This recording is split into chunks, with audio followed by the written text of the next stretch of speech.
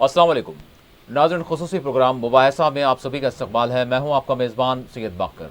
नाज़रीन, आज के खुसूसी प्रोग्राम में हम गुज़िश्ता रोज़ का तसलसल जारी रखेंगे और बात करेंगे आसाम की। और आसाम में NRC के हवाले से जो आज सुप्रीम कोर्ट का मौक़िफ़ सामने आया है वो वाकई हौसला बख्श है। और इस हवाले से यकीनन देखने वाली बात यह है कि अब हुकूमत क्या पॉलिसी अख्तियार करती है और साथ ही साथ जो सियासी तौर पर जो रद्द-ए-अमल आ रहे हैं वो किस तरह के हैं, और जो कुछ लोकसभा में राज्यसभा में जो हुआ है उस पर भी आज हम बात करेंगे। और ये देखेंगे कि इस मामले को किस कदर तूल दी जाती है और जिनको जिस तरह से फहरिस्त से खारिज रखा गया है उनको किस कदर मौका फराहम किया जाता है, और जो कुछ आज कहा जा रहा है आने वाले दिनों में इनके साथ क्या होता है, और साथ ही साथ इन अफराद को किन मसाइल का भी सामना है।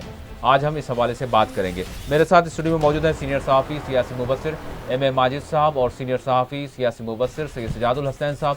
मैं दोनों मेहमानों का स्टूडियो में इस्तकबाल करता हूँ। नाज़रीन, स्टूडियो में मौजूद मेहमानों के अलावा सीनियर सहाफ़ी फ़िरासत साहब भी, शजीउल्लाह फ़िरासत साहब भी हैदराबाद से हमारे इस प्रोग्राम में फ़ोन लाइन के ज़रिए शामिल होंगे। इससे क़ब्ल के हम प्रोग्राम को आगे बढ़ाएँ, चंद एक तफ़सीलात पर नज़र डालते हैं। NRC मामले पर सुप्रीम कोर्ट ने साफ तौर पर कह दिया है कि जिनके नाम NRC की फहरिस्त में शामिल नहीं किए गए हैं इन्हें गैर कानूनी करार नहीं दिया जा सकता। इन्हें मुकम्मल तौर पर मौका फराहम किया जाए ताकि वो दरकार दस्तावेज़ात दाखिल कर सकें। सुप्रीम कोर्ट से दरख्वास्त की गई थी कि इस मामले में हर शख्स को मुकम्मल मौके की फराहमी तक किसी भी तरह के एक्शन पर रोक लगाने चाहिए। पीर के रोज़ जारी करदा दस्तावेज़ को सुप्रीम कोर्ट ने महज एक खाका करार दिया। इस मुकदमे की अगली समाअत सुप्रीम कोर्ट ने 16 अगस्त दी है। और इसी दौरान असदुद्दीन ओवैसी ने NRC मामले पर मोदी सरकार को कड़ी तनकीद का निशाना बनाते हुए कहा कि मोदी सरकार दरअसल इस मामले में हिंदू बांग्लादेशियों की शहरियत को बहाल करना चाहती है। NRC मामले पर कुल हिंद मजलिस इत्तेहादुल मुस्लिमीन के सदर व रुकन पार्लिमान बैरिस्टर असदुद्दीन ओवैसी ने कहा है कि हुकूमत आसाम में NRC के अमल के जरिए सुप्रीम कोर्ट की तौहीन कर रही है। उन्होंने कहा कि बिला किसी मजहबी इम्तियाज़ गैर कानूनी तारिकीन वतन की निशानदेही की जानी चाहिए, लेकिन ऐसा नहीं हो रहा है।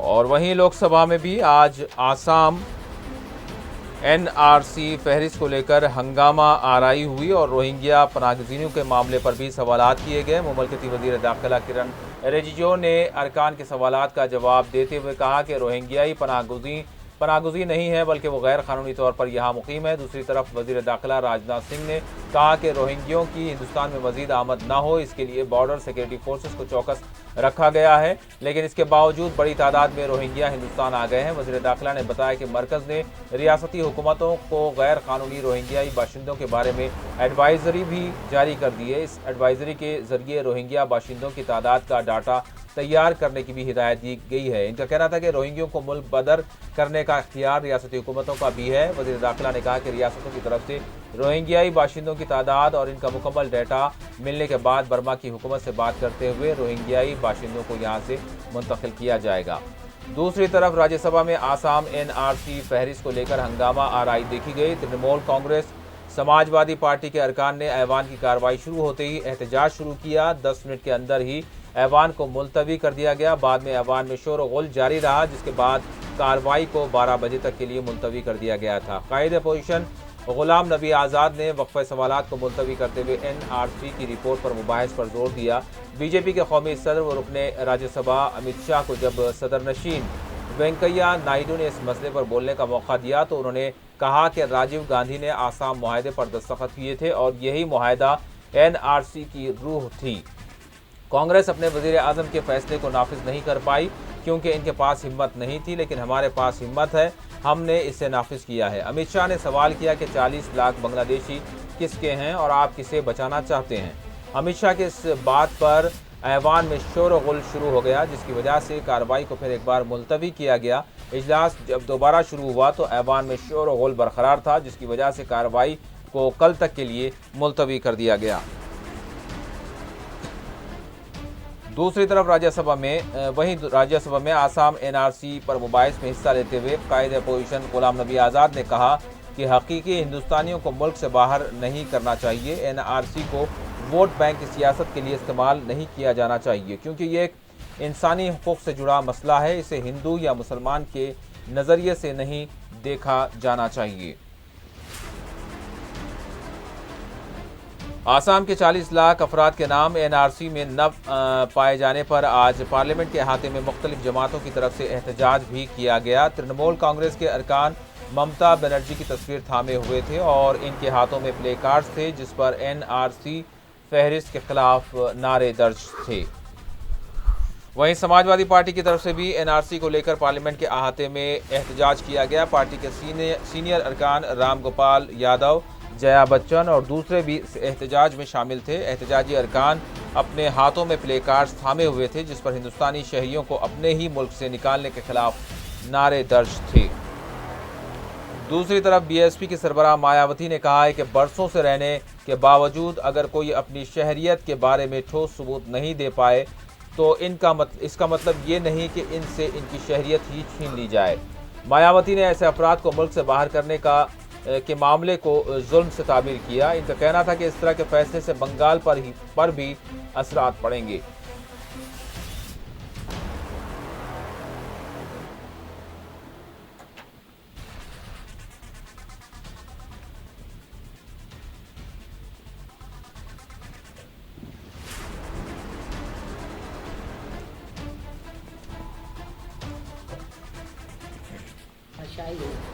अल्पसंख्यकों की नागरिकता को लगभग समाप्त कर दिया गया है और इस प्रकार केंद्र व असम में अपनी स्थापना का एक प्रमुख उद्देश्य बीजेपी एंड कंपनी ने प्राप्त कर लिया है, ये लोगों का मानना है।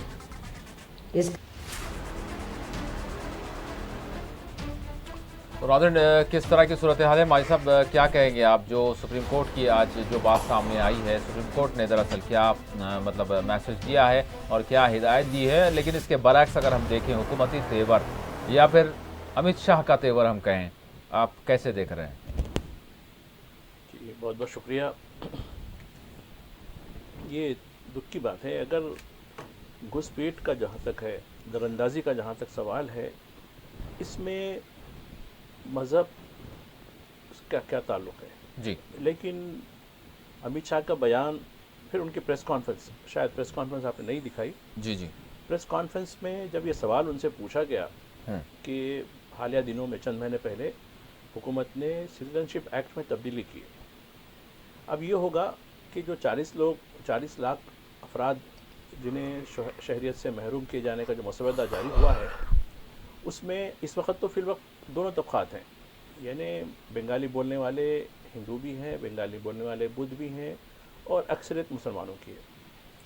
अब ये होगा कि अब जो फाइनल लिस्ट आएगी उसके बाद जिस तरह से जो काम होगा, जिस तरह से जो आज उनकी प्रेस कॉन्फ्रेंस हुई अमित शाह की जी पार्टी ऑफिस में, तो उसमें ये बात उन्होंने इशारतन किनायतन ये बात वाज़ेह कर दी कि आप सिटीजन एक्ट पढ़िए। अब एक्ट में ये है कि बांग्लादेश, पाकिस्तान, अफ़गानिस्तान से जो भी नॉन मुस्लिम होगा, वो हिंदू भी हो सकता है, सिख भी हो सकता है, पारसी भी हो सकता है, ईसाई भी हो सकता है या जैन मज़हब का होता है, उसको यहाँ तवील मुद्दती वीज़ा दिया जाएगा। अगर वो शहरियत के लिए आप दरख्वास्त दे तो उसकी शहरियत के लिए फ़ीस भी जो है पहले जो 10,000 रुपये फ़ीस थी उसको घटाकर 100 रुपया कर दिया गया है। तो ये बिल्कुल वाज़ेह है कि अगर जिन नॉन मुस्लिम्स के को यानी उनकी शहरियत ख़त्म कर दी जाती है इस एनआरसी के ज़रिए, तो उन्हें कोई जोखम नहीं है, क्योंकि वो उस ज़ुमरे में जो शहरियत का जो नया कानून जो एक्ट में तरमीम हुई है उसके तहत वो बेनिफिट ले सकते हैं। तो क्या इसको ये समझा जाए कि वो जो तरमीम की गई है इस मामले को जो आगे मुस्तकबिल में होने वाला था उसी के तहत ये मामला जो है अंजाम दिया गया है? ऐसे तो उसके लिए आपको दिसंबर 2017 पर जाना पड़ेगा, जबकि इन एनआरसी की पहली फहरिस्त आई थी, वो ड्राफ्ट जी। उस ड्राफ्ट में 1,90,00,000 लोगों के नाम शामिल थे जी, और उसी वक्त ही ये धूम चल रही थी। तो उस दौरान उसके बाद ही हुआ है, दिसंबर 2017 के बाद ये एक्ट में तरमीम हुई जी। तो अब उसमें ये बताया गया कि जैसे कि अफगानिस्तान में कुछ लोग, जैसा सिख बरादरी के साथ कुछ हो रहा, पाकिस्तान में कुछ लोग इस तरीके से हालात हो रहे हैं, वापस आ रहे हैं। लेकिन देखिए उस वक्त बांग्लादेश का घुसपैठ का कोई इशारा नहीं दिया गया, यानी अमलन उसको ब्लैकआउट कर किया गया और ये तासुर दिया गया है कि नहीं ये तो अफगानिस्तान पाकिस्तान के लोगों के लिए, लेकिन उसमें अगर वैसी बात है तो बांग्लादेश के लोगों को क्यों शामिल किया, बांग्लादेश को क्यों शामिल किया गया कि यहाँ से भी आने वालों के लिए। तो ये इनकी बहुत पहले से ही एक मनसूबाबंदी है जी। और जैसा कि कहते हैं ना कि इनका जो थिंक टैंक है जो नागपुर में है वो पहले से ही एक बड़ी मनसूबाबंदी कर चुका है और उसके लिहाज से ये काम आगे बढ़ रहा है। ये काम कोई अचानक अचंभे का ये नया नहीं है जी।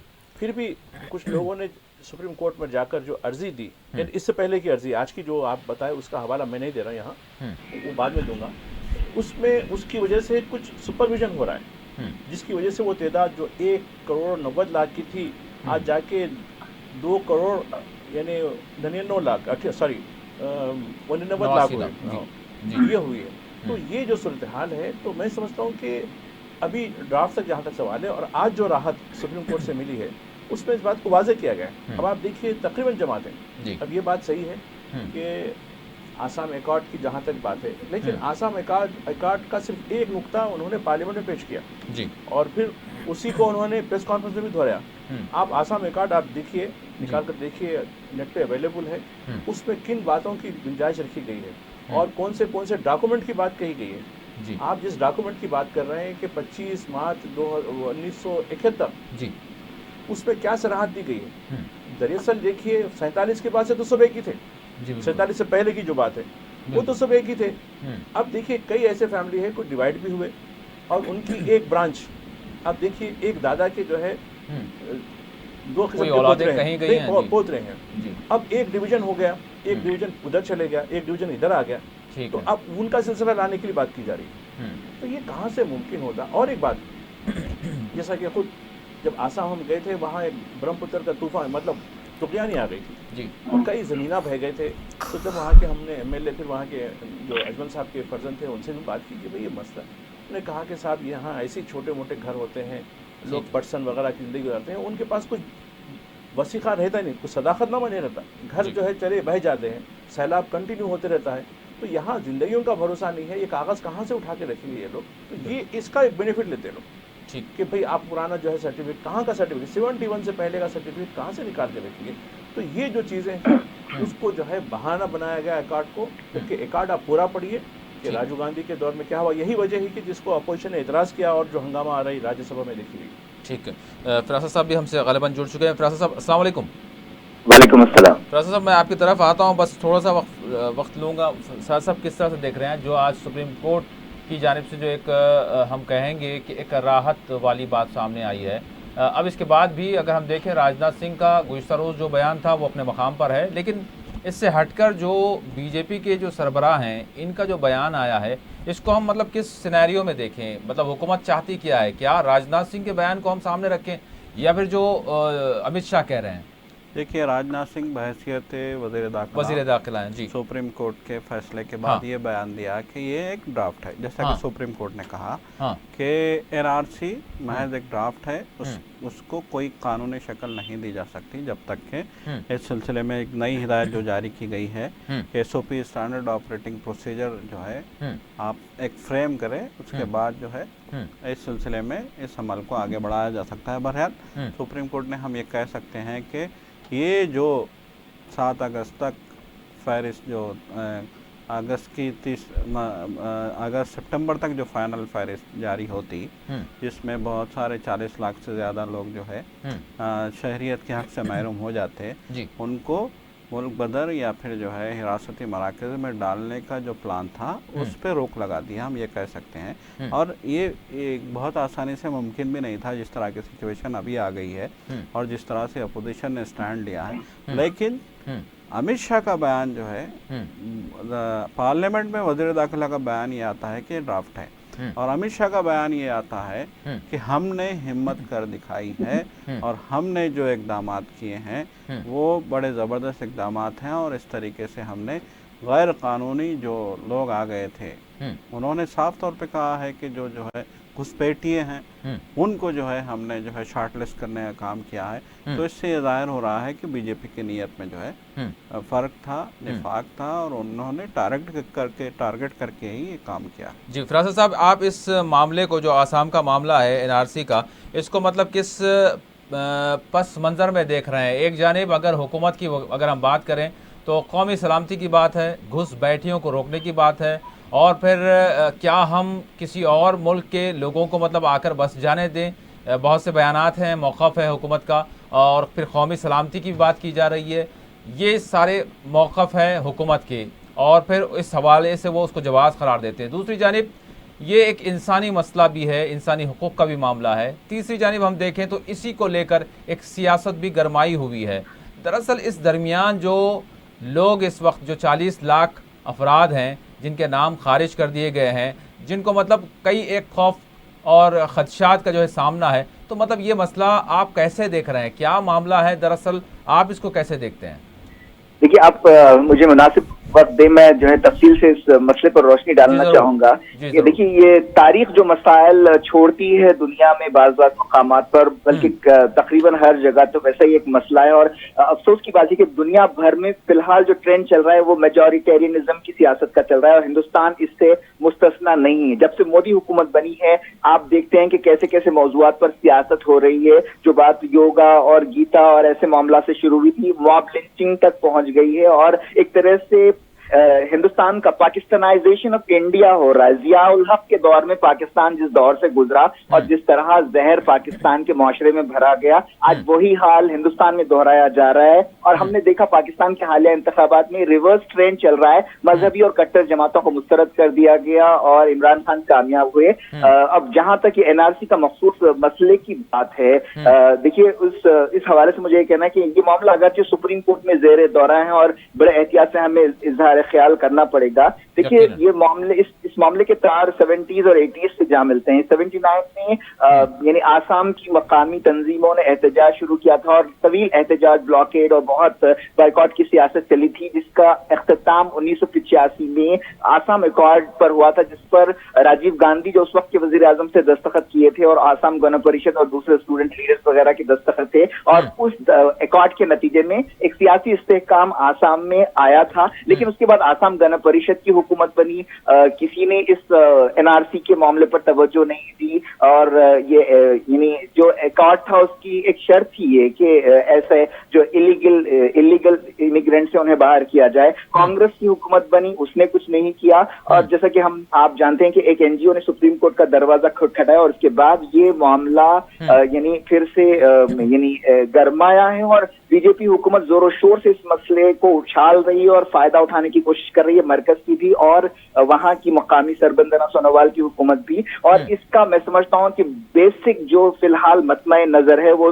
2019 के इंतखाबात में, देखिए कितनी बड़ी तादाद के लोगों को जो है ये ऐसा करार दिया गया कि वो मुल्क के शहरी नहीं है। आप मुझे बताएं कि किस तरह 40 लाख लोगों को निकाला जा सकता है। ये एक देखिए, ये नामुमकिन, मेरी नजर में ये बिल्कुल नामुमकिन काम है, और हमें सिंपैथेटिक तरीके से और ह्यूमनली और इंसानी नुक्ते नजर से इस मामले से निपटना चाहिए। और देखिए, ये जो तरीक़ेकार अख्तियार किया गया है, क्या पैमाना, 1971 से पहले आप या आपके वालिदैन यहाँ रहते थे या यहाँ के, ये किस तरह मुमकिन? आप मुझे बताएं कि क्या मैं आपसे कहूं कि आप 1970 से पहले की कोई दस्तावेज पेश करेंगे? इतना आसान काम नहीं है। कितने लोग ये साबित कर सकते हैं? देखिए, ये आप इतने सारे लोगों को कैसे डिपोर्ट करेंगे, और ये हिंदुस्तान की हुकूमत मिलकर कैसे फैसला कर सकती है? ये दो मुल्कों का मामला अगर है, बांग्लादेश और हिंदुस्तान, क्या बांग्लादेश क्यों 40 लाख लोगों को ले सकता है? और ये अगर ऐसा हुआ तो दो मुल्कों के दरमियान मुआहिदा होना चाहिए। एक हिंदुस्तान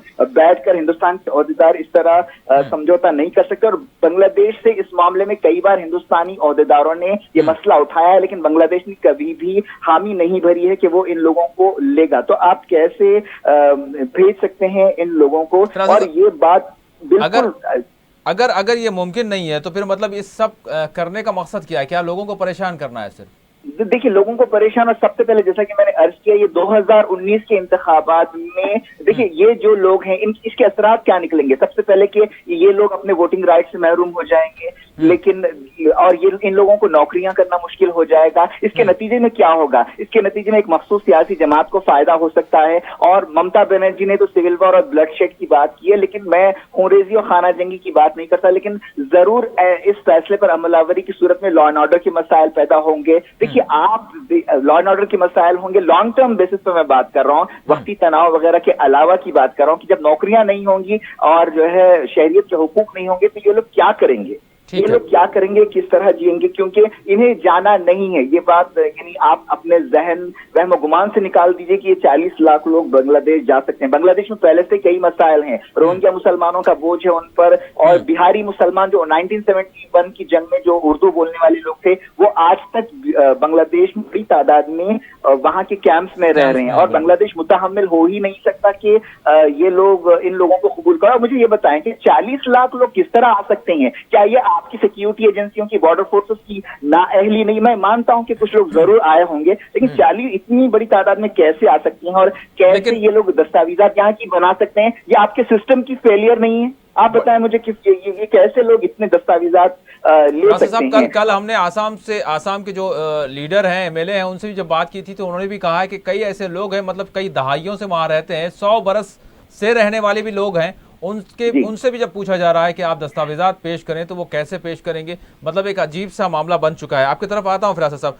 माई साहब, क्या कहेंगे आप? ये जो सूरत हाल बन रही है, ये मतलब जिसका मतलब अगर हम तज्जिया करें तो इंसानी जो है मसला या इंसानी बहरान बनता हुआ नज़र आ रहा है। अभी मज़ीद कितने दिनों तक लोगों को ये जो कुछ प्रोसेस होगा, इस दरमियान कितनी मुश्किलात होंगी, कितनी परेशानियां होंगी, और इस पर किस तरह की सियासत होगी। और फिर साथ ही साथ अगर हम देखते हैं तो हुकूमत ने वहाँ पर फ़ौज भी भेजती थी। तो अब इससे मतलब क्या सोचा जा रहा था, क्या होने वाला था? अब तक तो हालात ठीक हैं, लेकिन क्या हो सकते हैं? अब तक जो हालात ठीक हैं वो समंदर की खामोशी की तरह है। जब जो खामोश समंदर होता है, तूफान वहीं से आता है और सुनामी भी हो सकती है।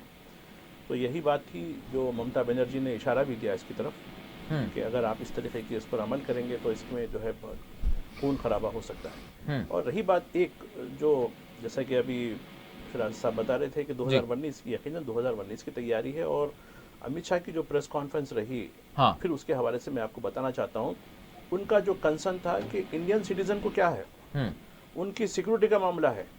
ये लोग आ जाएंगे तो उनकी जो है रोटी खा लेंगे, उनका केक खा लेंगे, हम हमारे शहरियों के लिए की फिक्र करेंगे। तो हमारे शहरियों के मतलब कौन शहरी है आपके? वो शहरी जो लिंचिंग कर रहे हैं, उनकी फिक्र। भाई साहब, अगर नॉर्थ ईस्ट की अगर रियासतों की है हम बात कर लें तो वहां पर मुसल्ला तहरीकें कौन है, कौन से बंगाली जो है मुसल्ला हैं, ये देखने वाली बात है। कितनी जो है कितनी तहरीकें हैं जो मुसल्ला हैं, जिनसे वाकईतन उन रियासतों में कौमी सलामती को मसला है। तहरीकात हैं, मतलब ये कैसी किस तरह का जवाब है ये? नहीं, मशहूर जो तहरीकात हैं, जो मुसल्ला तहरीकात हैं, एक तो उल्फा है, दूसरे बोडो है। और इन्होंने बहुत जुल्म किया। ये बंगाली हैं? बंगाली नहीं है। फिर सवाल यहाँ पर यह है कि जिनको आप निशाना बना रहे हैं, जिस मुल्क से आने वालों को जो है मतलब कौम के लिए खतरा या फिर मुल्क के लिए खतरा बता रहे हैं जी। तो अब और चीज़ मैं बताना चाहता हूँ कि आसाम से लगी एक और रियासत है मेघालय जी, जहाँ हालिया कुछ महीने पहले इलेक्शन भी हुए थे। तो अब यहाँ आपको देखिए तकरीबन 1 महीने तक कर्फ्यू रहा जी, और शायद मीडिया में 1 या 2 दिन कुछ मुख्तसर सा बताया गया। तो वहाँ गुवाहाटी में जो आसाम का सदर मुकाम है, वहाँ हमारे दोस्त रहते हैं, सहाफ़ी दोस्त हैं। मैंने उनसे पूछा ये खबरें आ रही हैं तो बोला बड़ी बुरी हालत है वहाँ। तो 1 महीने से ब्लैकआउट चल रहा है जी। पेट्रोल वगैरह जो गाड़ियाँ जो ट्रक आते हैं कोलकाता से या गुवाहाटी से होते हुए जो आते हैं वो नहीं आ पा रहे हैं, और कई दिनों से यहाँ कर्फ्यू भी लगा है। बोला इसकी रीज़न क्या है? उसकी रीज़न ये उन्होंने बताया कि वहाँ के जो ट्राइब्स हैं, मेघालय के जो ओरिजिनल ट्राइब्स हैं, अब उनको ये खतरा लाहक हो गया कि जो बीजेपी की जो सरकार आई है वहाँ जी, 2 मेंबरों से उन्होंने हुकूमत बना ली वहाँ कुछ मुकामी लोगों को लेकर, ये शुमाली हिंद के लोगों को लाकर डंप कर रही है जी। पंजाब के, हरियाणा के, दिल्ली के, ये मुख्तलिफ किस्म के लोग, यहीं से मसला शुरू हो गया जी। तो अब उनका ये मानना है कि आप जिस तरीके से जब आसाम की आप बात कर रहे हैं वहाँ कर रहे हैं, तो भी यहाँ भी मेघालय में भी इस तरीके की हरकत कीजिए, आप हमको भी सेफ्टी दीजिए आप जी। तो देखिए आप आसाम में जो है एक शहद का पुट्ठा है वो जी, उसको छेड़ने की कोशिश करेंगे और उसका जो है जैसा कि इलेक्शन के लिए यूज करने की जो बात हो रही है, यकीनन ये इलेक्शन के लिए यूज करेंगे, क्योंकि कुछ लोग ऐसे हैं जो बीजेपी के जो हामी हैं, उन्हें मुल्क की तरक्की से कोई मतलब नहीं है। वो ये देखना चाहते हैं कि दूसरे जो माइनॉरिटी का तबका है उसको कैसा कुचला जा रहा है, उस पर बड़े खुश भी होते हैं। कुछ लोगों से मेरी बात भी होती है, तो हाँ भाई, आज तक उनको आज़ादी के बाद से तो बहुत ही जो है सीना तान के चलते थे, आज कैसा हमको जो है दबा के रखा गया, यही हमको है, बस यही काफ़ी है हमको, हम इसी को वोट देने वाले हैं। तो ये जो टेंडेंसी के जो लोग हैं ना, उनको और आगे बढ़ाना चाहते हैं। और आप देखिए, यही वजह है कि मुल्क में लाखानियत हो गई है। जो मुंह को आए वो जबान वो बोली जा रही है, बल्कि सोशल मीडिया पे इसको वायरल भी किया जा रहा है, और जिसको चाहे कानून अपने हाथ में ले रहा है, पिटाई कर रहा है, चाहे चोरी के नाम पे हो या गाय के नाम पे हो या किसी और उन्वान से हो। तो अब ये इनके हौसले बने हैं। तो अब अमित शाह को उन्हीं लोगों की फिक्र हो गई कि नहीं, मुल्क की सिक्योरिटी का सवाल है। ठीक है, ठीक है सर साहब, अभी मतलब हतमी तौर पर कोई बात सामने नहीं आई, बहुत लोगों को भी मौका फराहम है, लेकिन उसके बावजूद अमित शाह कह रहे हैं अपोजिशन से कि क्या आप बांग्लादेशियों को, घुसपैठियों को बचाने की कोशिश कर रहे हैं। मतलब ये बात किस तरह की उन्होंने कही। साथ ही साथ अब यहाँ पर सूरत हाल ये है कि जो वहाँ पर जो बंगाली बोलने वाली तादाद है, क्या उनको जिस तरह से माजी में भी आसाम में तशद्दुद का निशाना बनाया गया, अब जो ये जो एक ठप्पा लग रहा है या फिर इसको एक बड़ा मौजू बनाकर जो है एक कौमी सतह पर पेश कर दिया गया है, तो आने वाले चंद दिनों में मतलब क्या सूरत हाल हो सकती है। माजी में भी इनको निशाना बनाया गया है, फिर ख़वाराना तौर पर मुसल्ला जो ग्रुप्स हैं वहाँ पर उन्होंने भी इनको निशाना बनाया, तो अब उनके तहफ़्फ़ुज़ात के लिए क्या किया जा सकता है, क्या हो सकता है, किस तरह की सूरत हाल हो सकती है? देखिए, अभी तो जो सिचुएशन है, तो उस सिचुएशन में इस वहाँ की सूरत हाल से फ़ायदा बीजेपी उठाना चाहती है। बहुत बड़ी पॉलिटिक्स शुरू हो गई है। अभी देखिए, अमित शाह का फौरी तौर पे प्रेस कॉन्फ्रेंस करना और इस प्रेस कॉन्फ्रेंस में ज़्यादा से ज़्यादा फोकस इसी बात को देना, ये इस बात का इशारा करता है कि बीजेपी इस मामले को लेकर बहुत ज़्यादा जो है सियासी गेम खेलना चाहती है। और उसके साथ ही बीजेपी के तमाम लीडरों के मुंह खुल गए हैं। आप आज देखा आपने कि जिस तरीके से उनके बयानात आ रहे थे इश्तियाल अंगेज कि हिंदुस्तान कोई धर्मशाला नहीं है, या फिर जो है ये एनआरसी का जो मामला है ये सिर्फ जो है आसाम के लिए नहीं, पूरी मुल्क की रियासतों में ये होना चाहिए, इस तरह के बयान। और इनका अगर कोई बहुत सख्ती से जो है इस मामले पे एहतजाज कर रहा था अपोजिशन में, तो ममता बनर्जी थी। उसकी बुनियादी वजह भी थी कि बंगाली का मसला था, और ये आसाम की रियासत जो है मगरबी बंगाल से लगी हुई रियासत है। और उन्होंने ये भी कहा था कि इस सिचुएशन के बाद बहुत बड़े पैमाने पर नकल मकानी होगी, लोग आसाम से मगरबी बंगाल की तरफ आएंगे, जिससे एक इंसानी बहरान पैदा हो सकता है। एक सूरत हाल देखिए, यहाँ जो बंगाली बोलने वाले लोग हैं, वैसे भी वो लोग बहुत गरीब हैं और ज़राई मजदूर हैं, और उनकी ज़िंदगी वैसे भी नागुफ्तबा है। ज़िंदगी ऐसी नहीं है कि उन्हें जो है आप उनसे कुछ, सिर्फ हम ये कह सकते हैं कि वो वोट के हकदार हैं। अब इस काम के ज़रिए उन्हें मुल्क से निकाला जाएगा, देश निकाला किया जाएगा, नहीं किया जाएगा, ये तो बहुत बात की बात है। लेकिन फिलहाल एक तो फ़ायदा बीजेपी हासिल कर सकती है कि उनको वोट से महरूम किया जाए। दूसरा ये फ़ायदा अभी क्या किया जा रहा है, उन्हें जो है सरकारी जो स्कीमात हैं उनसे महरूम किया जाए, और फिर उन्हें जो है वहाँ जायदाद खरीदने या फिर जो कुछ भी, जायदाद खरीदने की तो पोजीशन में अभी भी वो लगते नहीं है। बहरहाल एक पॉलिटिकल गेम ये शुरू हो गया है, और बीजेपी इसको जो है 2019 के लिए इस्तेमाल करना चाहती है। प्रोफेसर साहब, क्या आपको नहीं लगता, मतलब जम्मू कश्मीर के हवाले से जो इंसानी हुकूक के ज़िमन में जो रिपोर्ट सामने आई थी, अगरचे कि हमने इसको मुस्तरद कर दिया, लेकिन इस तरह का मामला फिर अगर आसाम में वही बनता है और फिर हालात अगर दिगरगुं होते हैं और फिर जो कुछ हालात वहाँ बन रहे हैं या फिर बन सकते हैं, तो आपको क्या लगता है कि हम आलमी सतह पर मतलब क्या पैगाम दे रहे हैं, क्या कहना चाहते हैं? आपका सवाल मैं समझ नहीं पाया। आलमी सतह पर इस मामले की गूंज सुनाई दी कि आप इस हवाले से सवाल। जी देखिए, जहाँ तक अक़वाम मुत्तहिदा की बात है, मैं समझता हूँ कि अक़वाम मुत्तहिदा मजमूई तौर पर बिल्कुल एक नाकाम इदारा साबित हो चुका है। जिस तरह पहली आलमी जंग के बाद लीग ऑफ नेशंस को बनाया गया था, और चूंकि दूसरी आलमी जंग छिड़ गई थी और वो अपने मकसद में नाकाम हो गई थी, इसी तरह अक़वाम मुत्तहिदा का काम सिर्फ करारदादें मंजूर करना रह गया, और वो भी ऐसी करारदादें जिन पर कोई अमलावरी नहीं होती है। ऐसा हो सकता है कि अक़वाम मुत्तहिदा के इल्म में ये बात आए और यहाँ इस नुमाइंदगी हो और ये मसला नुमाया हो, मगर मैं नहीं समझता कि अक़वाम, देखिए गुज़िश्ता 70-80 साल से कई मसाइल ज़ेरे इल्तिवा हैं अक़वाम मुत्तहिदा में। इसराइल फलस्तीनी रियासत का मसला है, कश्मीर का मसला है, बिहारी मुसलमानों का मसला है जो 1971 की जंग।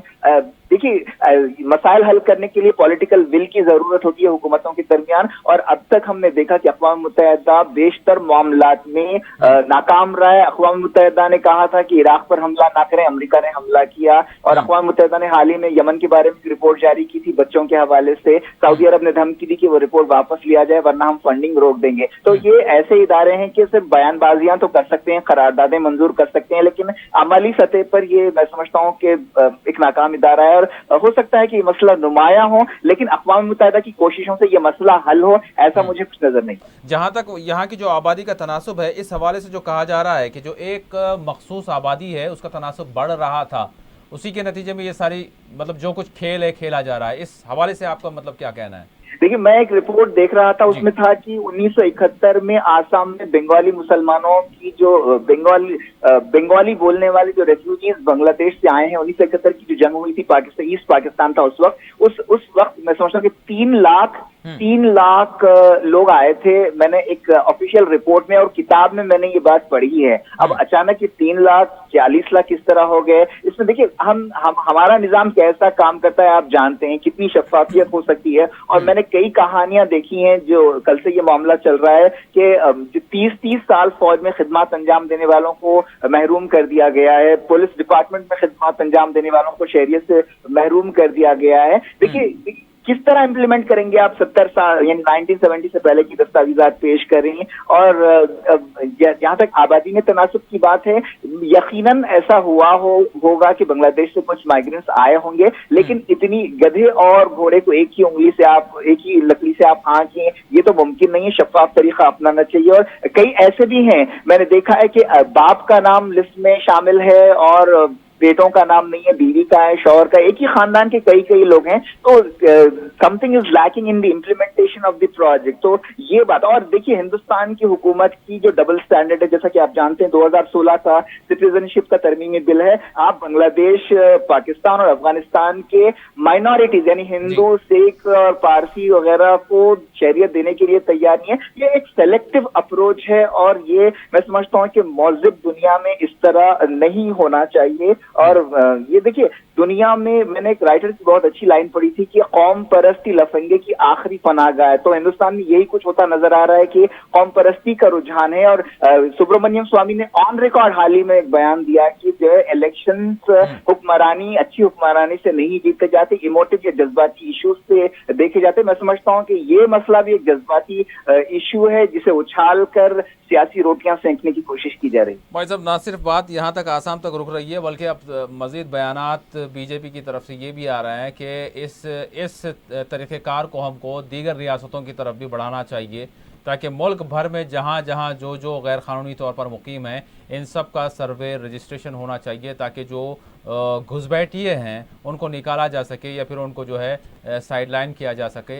ये भी बयानात शुरू हो चुके हैं। तो इस हवाले से क्या कहेंगे आप? मतलब अभी एक मामला चल ही रहा है कि आप दूसरी रियासतों के हवाले से भी बात कर रहे हैं। देखिए, जो आसाम से लगी रियासत है वेस्ट बंगाल, वैसे रोहिंग्या का मामला इसी से जुड़ा हुआ है, उस हवाले से मुख्तलिफ रियासतों में कुछ ना कुछ चल भी रहा है। वेस्ट बंगाल में बीजेपी के जो रियासती सदर हैं, उनकी प्रेस कॉन्फ्रेंस आई है, अखबारों में भी आज उसकी रिपोर्टिंग भी है।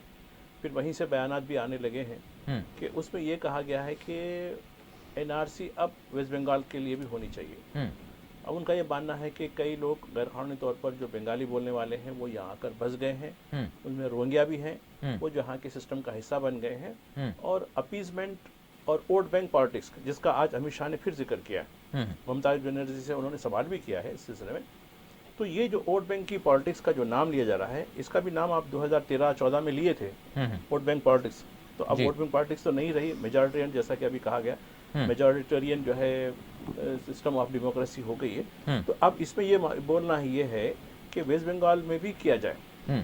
और दूसरी तरफ इसका जो असर होगा वो बीजेपी की जो इख्तियार वाली रियासतों में भी होगा। तो अब खासकर गुजरात से मैं बताना चाहता हूँ कि गुजरात में जो सूरत की जो कपड़े की जो कंपनियां, मिल्स हैं, उसमें बहुत ज़्यादातर बिहारी और बंगाली लोग आते हैं। और उसमें सभी तबके के हैं। और एक हरियाणा में जो इलाका है जो इंडस्ट्रियल बेल्ट है, जी जी, जहाँ इससे पहले नमाज के लिए बड़ी पाबंदियाँ लगाई दी गई थी, देखिए जो जुम्मे की नमाज के, जी जी, वहाँ भी तकरीबन जो मजदूर आते हैं वो बंगाल से और बिहार से आते हैं। और नंबर 3 यूपी नोएडा का जो इलाका है वो इंडस्ट्रियल हब है, वो जहाँ कई बड़ी कंपनियां हैं, वहाँ भी यही सूरत हाल है जो इंडस्ट्रियल वर्क। तो अब ये होगा कि हमारी अब यही लोग मुतालबा करेंगे कि इनकी सिटीजनशिप क्या है, फलां क्या है, तो इस तरीके से ये पूरे मुल्क में जहर घोलने की कोशिश होगी। और जहर घोलते हुए ये समाज को बांटने की, बल्कि जैसा कि 2-3 पहले आप एक इशू पे बात कर रहे थे मुल्क की तकसीम की तरफ, जी बिल्कुल, तो खैर मैं सरहद की तकसीम की तरफ तो नहीं जाऊंगा, लेकिन इससे पहले मैं बोल चुका हूँ, वही बात मैं यहाँ दोहराना चाहता हूँ कि ये अब हिंदुस्तान के समाज को तकसीम करने के सिर्फ एक बड़ा कदम होगा। इसकी वजह से देखिए, यकीनन जैसा कि अभी कहा गया कि 40 लाख लोगों को एक जगह से दूसरी जगह मुंतकिल करना, या उनको उनके पास उनको अलग रखने के लिए आपके पास डिटेंशन कैंप्स भी नहीं बना सकते आप, उनको मेंटेन भी नहीं कर सकते आप। तो ये जो है बदतरीन सूरत हाल है, और ये महज तासुब की बुनियाद पर है, इसलिए कि सिर्फ इस पे जो मुतासिर होंगे वो बंगाली बोलने वाले सिर्फ मुसलमान ही मुतासिर होंगे, दीगर तबके को कोई डर नहीं है। वो अगर दोबारा वो रजिस्ट्रेशन करवाते हैं, नहीं करवाते हैं, डॉक्यूमेंट देते हैं, नहीं देते हैं, उसकी भी कोई परवाह नहीं है, वो रास्त तौर पर भी जो है सिटीजनशिप के लिए अप्लाई कर सकते हैं। तो ये बिल्कुल एक तासुब का रुझान है, इसकी वजह से मुल्क में जो है यकीनन बदअमानी हो सकती है। अभी ये वाच कर रहे हैं कि इतने बड़े वाक़े, जैसे कश्मीर से कुछ फ़ोन आए थे, जैसा आपको भी याद है, कि वो कह रहे थे कि देखिए आपके ऊपर लिंचिंग हो रही है, आपको पीट पीट कर हलाक किया जा रहा है, आपके खिलाफ इतनी जहर उगला जा रहा है, फिर भी आप खामोश क्यों हैं? तो ये जो सब्र का जो पैमाना है, वो समझ रहे हैं कि ये कमज़ोरी है, इनको भी हम सियासी हुकूक से महरूम कर देंगे और इनको साबित कर देंगे कि ये पूरे, उसके बाद बोलेंगे कि अब 71 वार की जो बांग्लादेश की जो वार हुई थी उसके बाद से उसके बाद बोलेंगे कि दीगर मुसलमानों को भी जो है आप सर्टिफिकेट लाइए, आप कब से हैं, आप मुगल दौर से आए, मुगल बाहर के हैं। तो मैं ये कहना चाहता हूँ कि ठीक है भाई, आप जो तारीख का जिक्र करते थे 3000 साल तारीख, आप भी आर्या हैं, आप भी तो बाहर के हैं, कहीं और से आए हैं, आप भी तो आर्या हैं, तो आपकी भी सिटीजनशिप का भी होना चाहिए। जब से लगाइए आप, जब से हिंदुस्तान की तारीख हुई है, जब से लगाइए कि आप कहाँ के हैं पहले, तो ये सवाल भी खड़ा हो जाएगा। उसके बाद मुल्क जो इस वक्त आगे बढ़ना चाह रहा है वो मुंतशिर होकर रह जाएगा, इसी बहस में हम उलझ के रह जाएंगे और हम अपना रास्ता भूल जाएंगे। सर साहब, यहाँ पर जो अपोजिशन का जो मौक़िफ़ सामने आ रहा है, इसमें आप कैसे देख रहे हैं? मतलब जो ममता बनर्जी को हमने सुना, दीगर कांग्रेस के हवाले से देखा, और फिर जो मुस्लिम जमातें हैं जो आगे बढ़ रही है, क़ानूनी चाराजोई भी इस हवाले से लगी हुई है साथ में, तो आप कैसे देख रहे हैं? क्या उम्मीद करें जो आसाम के लोग इस वक्त परेशान हैं? देखिए, मसला तो यही है कि ये सुप्रीम कोर्ट की निगरानी में हो रहा है, जो भी हो रहा है। ये जो एनआरसी के जो ड्राफ्ट बन रहा है, कानूनी मामला तो सर साहब एक तरफ वाकई वो अपने हिसाब से प्रोसेस चलेगा, लेकिन उससे जो जुड़े अवामिल होते हैं जिसकी वजह से माहौल एक बनता है, और फिर वो माहौल किसको क्या पता नहीं कब क्या कर दे। आज जो लिंचिंग के मामलात हो रहे हैं आसाम में, जो लोगों को मसाइल होंगे, खौफ खदशात होंगे, उसका मदावा कौन करेगा, कैसे किया जाएगा? उनका भी तो प्रोटेक्शन जरूरी है। देखिए, यही तो सबसे बड़ा मसला है। बीजेपी, जहाँ तक मेरा ख्याल है, चाहती यही है कि एक बहरानी कैफियत पैदा हो जाए, लोग एक दूसरे को मार काटने लगे, पूरा तशद्दुद की फजा बन जाए, और फिर उनको क्या क्या मतलब मसाइल हैं डिपार्टमेंट्स में, हिरासानियों का मामला सामना है, उन्हें मसाइल से कोई दिलचस्पी नहीं है, मसाइल को हल करने से कोई दिलचस्पी नहीं है। वो चाहते यही हैं फिलहाल कि एक बहरानी कैफियत पैदा हो जाए, और इसीलिए देखिए मॉब लिंचिंग के वाक़यात भी मुसलसल हो रहे हैं, और भी दीगर वाक़यात आप देख रहे हैं। उसके बावजूद जिस तरह के इक़दामात होने चाहिए वो हो नहीं रही हैं, बल्कि यहाँ तक कि पार्लियामेंट में भी जो है कार्रवाइयाँ ठीक ढंग से चल नहीं पा रही हैं। पार्लियामेंट में आप देखिए, इन 4 सालों में मुझे नहीं लगता कि जो है कोई भी दिन ऐसा गुजरा हो जो पुरसुकून और पूरी जो है कार्रवाई पार्लियामेंट में चली हो। तो मुसलसल यही हो रहा है। तो ना तो हुकूमती इदारे जो है पूरी संजीदगी से चलाए जा रहे हैं, और ना ही सिस्टम में जिस तरह के हालात हैं वो हालात। अभी जो कंप्लेन भी आ रही है वहाँ से, लोग शिकायत कर रहे हैं आसाम से कि जो कोऑर्डिनेटर्स हैं, जो अफसर हैं, जिन्हें जो है ये लिस्ट फहरिस्त बनाने के लिए वहाँ पे जिम्मेदार बनाया गया है, जो सरकारी ओहदेदार हैं, उनकी जानिब से जिस तरह का रवैया है, जिस तरह का तासुब है, ये भी देखिए फरवरी में ये कहा गया था, वही सरकारी अफसर थे, वही जो है हुकूमत थी आसाम की, जिसने कहा था कि एक अंदाजे के मुताबिक 20 लाख लोग जो है ये लिस्ट से खारिज हो सकते हैं। लेकिन अब अचानक जो है 40 लाख 7 हज़ार के करीब जो है लोग इस लिस्ट से खारिज हैं आज की जो है अगर फहरिस्त हम देखते हैं तो 20 लाख से 40 लोग, इतना बड़ा फ़र्क तो नहीं आ सकता।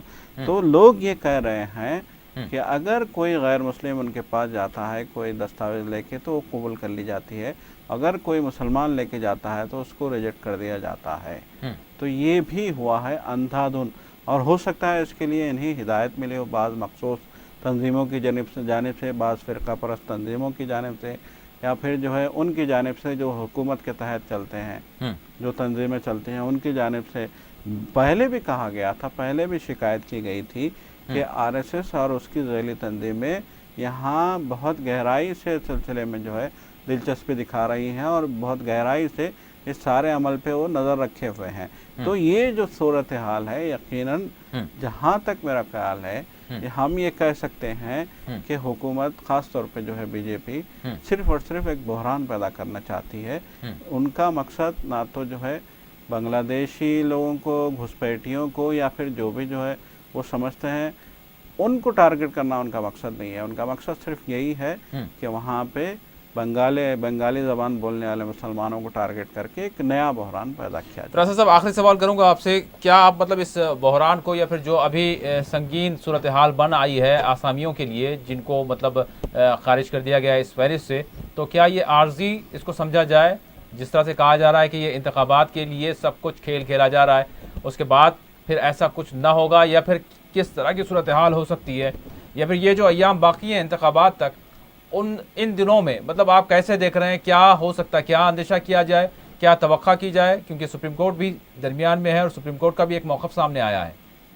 देखिए, पहले तो ये कि आने वाले इंतखाबात में इसका बीजेपी को फायदा होगा, क्योंकि बीजेपी के मुखालिफिन जो थे एक बल्क में, उनके यानी उससे बीजेपी के जो मुखालिफ वोट देने वाले हो सकते थे उन्हें, उनका नाम वोटर लिस्ट में शामिल नहीं होगा और इसका फायदा बीजेपी को होगा। और जहां तक लॉन्ग टर्म इसके जो असरात पड़ सकते हैं वो यह है कि ऐसे लोगों को रोजगार मिलना मुश्किल हो जाएगा, बिलखुसूस सरकारी मुलाजिमतें और दूसरे मामला में भी। देखिए, अगर इन्हें गैर मुल्की करार दे दिया गया तो ये तो हो नहीं सकता कि ये बांग्लादेश वापस जाएं, क्योंकि इतनी बड़ी तादाद, ये मुमकिन ही नहीं है। अब इसके नतीजे में ये निकलेगा कि आपको बड़े बड़े रेफ्यूजी कैंप्स की तरह की हालात से दो चार होना पड़ेगा, रेफ्यूजी परमिट देना पड़ेगा, और इसके नतीजे में कई दूसरे मसाइल पैदा होंगे, लॉ एंड ऑर्डर के मसाइल पैदा होंगे। और इस मामले को, यानी देखिए, सबसे पहले इंसानियत को पेश नजर रखना चाहिए और हमदर्दाना रवैया अख्तियार करना चाहिए। मैं आपसे ये सवाल करता हूँ, आप हिंदुस्तानी है, मैं हिंदुस्तानी हूँ, मेरे आपके कई भाई और तमाम मुल्क के लोग बड़ी तादाद में बैरूनी ममालिक में रहते हैं, लाखों लोगों की तादाद है, वो वहां पैदा होते हैं, उन्हें शहरियत मिल जाती है, कुछ साल गुजारते हैं, 4, 5, 6 साल, उन्हें वहां पर शहरियत मिल जाती है, शादी करते हैं, शहरियत मिल जाती है। अगर वो तमाम लोगों को वापस भेज दिया जाए अमेरिका से, बरतानिया से या दूसरे ममालिक से, तो आपका किस तरह का रद्द अमल होगा? तो वो लोग आएंगे हिंदुस्तान, तो आप किस तरह इतनी बड़ी तादाद के लोगों को संभाल सकेंगे? तो ये मामला देखिए कि हमको बिल्कुल, यानी अंधी कौम परस्ती की बात उस जाविये से नहीं सोचना चाहिए, बल्कि ब्रॉडर पर्सपेक्टिव में इंसानी जाविये से और हमदर्दाना तरीके से इस पर गौर करना चाहिए और मसाइल हल करना चाहिए। और आप आइंदा से संभालें, अपनी सरहदों को संभालें, अपने निजाम को शफाफ बनाएं, लेकिन ये तो मुमकिन नहीं है कि इन लोगों को वापस भेजा जाए, बल्कि इसके नतीजे में अगर आप सख्ती करेंगे तो बहुत ज्यादा संगीन असरात आपकी सरजमीन पर पड़ने वाले हैं, बांग्लादेश पर कुछ होने वाला नहीं। जी, बहुत बहुत शुक्रिया फराज साहब। माई साहब, आप इसको कैसे देख रहे हैं? मतलब आखिरी सवाल करूंगा प्रोग्राम का, अब जो कुछ मतलब अभी तक हमारे सामने बातें हैं, जो कुछ मामलात है, जो कुछ रद्द-ए-अमल अगर सियासी तौर पर देखें तो सामने आ रहा है, और एक जानिब इंतखाबात भी है और फिर दूसरी जानिब हुकूमत का मौक़िफ़ भी है। अब इस दरमियान अगर हम अदालत की जानिब से ज़रूर इनको एक राहत मिलती है, लेकिन क्या आपको लगता है कि जिनको खारिज कर दिया गया है वो शहरी जो हुकूक़ हैं उस एतबार से मुकम्मल तौर पर बाइख्तियार होंगे, या फिर वो माजूर होकर रह गए हैं हर मामले में? देखिए, जब से ये सरकार आई है वो तो यहाँ की जो माइनॉरिटीज़ है, खासकर मुसलमानों को सियासी तौर पर भी माजूर करना चाहती है। अब आप देखिए, यूपी जैसे बड़े मुकाम से जहाँ 80 लोकसभा के जो है मेंबर चुन कर आते हैं, हालिया बाई इलेक्शन को छोड़कर कह रहा हूँ मैं, उसमें से एक भी मुसलमान मुंतखब नहीं हुआ, जबकि 1952 से लेके यानी 2009 के इलेक्शन तक जी वो रियासत से एक नहीं बल्कि कई मुस्लिम उम्मीदवार मुंतखब होते आ रहे थे। और एक बात यह है कि बीजेपी जहाँ से भी है मुसलमानों को टिकट नहीं देती, अक्सर रियासतों में कभी एक आध नाम के लिए किसी जो है मीर जाफर, मीर सादिक जैसे लोगों को दे देती है, तो वो भी नाम की खातिर, लेकिन वो भी नहीं दे पाती।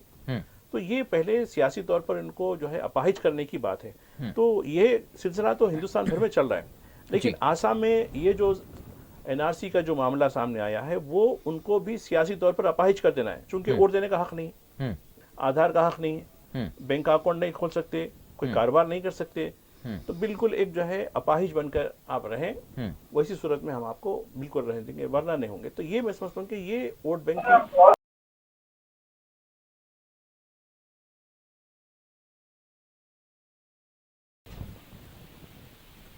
की जी भाई साहब, साहब आप इस हवाले से कुछ कहना चाहेंगे? 1 मिनट हमारे पास बाकी रह गया है। सूरत हाल चूँकि ये जो बन आई है, अब इस हवाले से आपका पर्सपेक्टिव क्या है, मतलब क्या कैसे देख रहे हैं आप?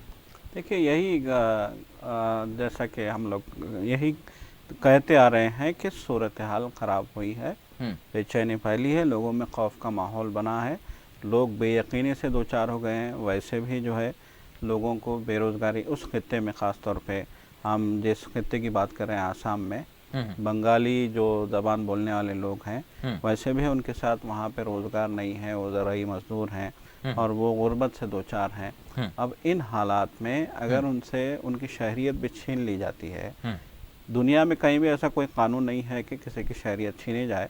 जैसा कि अभी फिराज साहब भी कह रहे थे कि अमेरिका हम चले जाते हैं तो 5-6 साल में हमें शहरियत मिल जाती है। यहाँ अगर हम 70 के बाद से भी हैं, अगर उसके बावजूद भी आज 40 साल बाद, 30 साल बाद अगर किसी की शहरियत पे सवाल उठाए जाते हैं और जबरन उससे उसकी शहरियत छीन ली जाती है, उसको शहरियत के लिस्ट से खारिज कर दिया जाता है, तो यकीनन ये एक इंसानी बहरान भी है, इंसानी हुकूक़ की खिलाफ वर्जी भी है, ये गैर कानूनी भी है। अब बीजेपी यहाँ इस सिलसिले में क्या इक़दाम करती है ये तो आने वाला वक्त ही बताएगा।